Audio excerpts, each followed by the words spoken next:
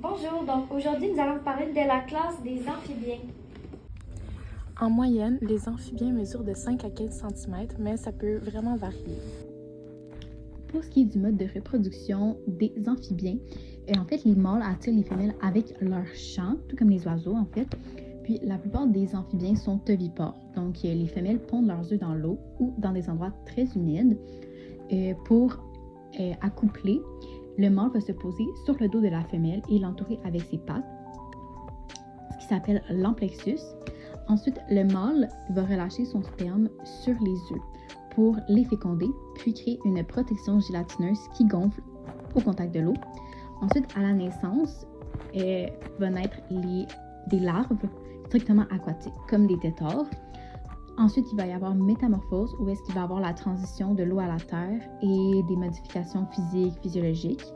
Ensuite, pour une petite majorité des amphibiens, il va y avoir des vivipores. Donc, les mâles vont déposer un spermatophore que la femelle insère dans son cloaque. Ensuite, les œufs vont se développer dans le cloaque de la femelle et les larves seront déposées dans l'eau. Et ensuite, il va y avoir la métamorphose, comme dans les ovipores. Par contre, chez quelques cas, les petits sortent du corps de la mère complètement formés. Donc, la métamorphose va se faire à l'intérieur du corps de la femelle, comme les salamandres noires. Pour ce qui est du milieu de vie des amphibiens, ceux-ci habitent généralement dans des milieux aquatiques et humides, tels que des marais ou des forêts tropicales. De plus, les amphibiens sont ectothermes, voulant dire qu'ils dépendent de la chaleur de leur environnement et qu'ils sont généralement plus sensibles à la dessiccation.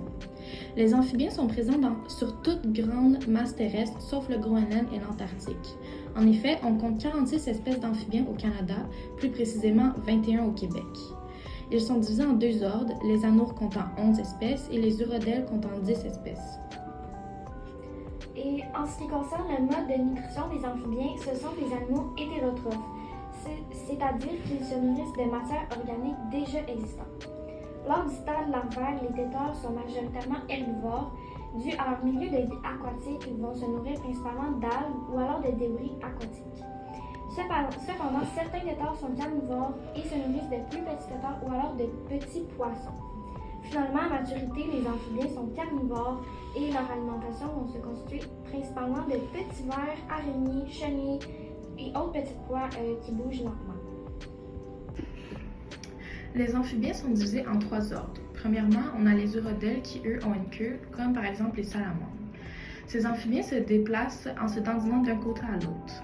Ensuite, nous avons les anoures qui contiennent les grenouilles, qui, eux, sont caractérisés par leur absence de queue. Ils détiennent quelques caractéristiques comme l'utilisation de leurs pattes postérieures pour sauter. Ils projettent leur longue langue gluante pour attraper des insectes et pour se protéger du danger, leurs glandes sous-cutanées sécrètent un mucus pouvant être toxique. De plus, souvent, si un anoure a un motif coloré sur leur peau, il va être déterminé comme toxique. Finalement, on a les apodes qui, eux, n'ont pas de pattes et ils sont caractérisés comme étant quasiment aveugles et ils ressemblent à des vers de terre. Les amphibiens appartiennent au règne des animaux car ils sont hétérotrophes et ils appartiennent également à l'embranchement des chordés car ils possèdent une notocorde et un tube neural dorsal. Ensuite, la première espèce qu'on va vous parler, c'est la grenouille fraise, aussi connue sous le nom latin Oophaga pumilio, qui vient du mot grec un et phagos, qui signifie respectivement œuf et mangeur, ainsi que du mot latin pumilio qui signifie nain. Cette espèce est une grenouille, donc elle vient de l'ordre des anoures. Elle fait également partie de la famille des dendrobates qui sont reconnues pour leur petite taille et leur couleur vive. Le genre de la grenouille fraise est Oophaga. Ce sont des espèces qui vivent dans les forêts tropicales et humides. Cette grenouille vit principalement sur la côte caribéenne de l'Amérique centrale. Elle a une taille qui varie entre 17 à 24 mm et on la reconnaît par ses teintes variantes de taches et de pointes de bleu, rouge, orange, vert, jaune, brun, noir et blanc. C'est d'ailleurs par ses couleurs vives qu'elle annonce aux prédateurs de sa toxicité, ce qu'on appelle la coloration prémonitrice.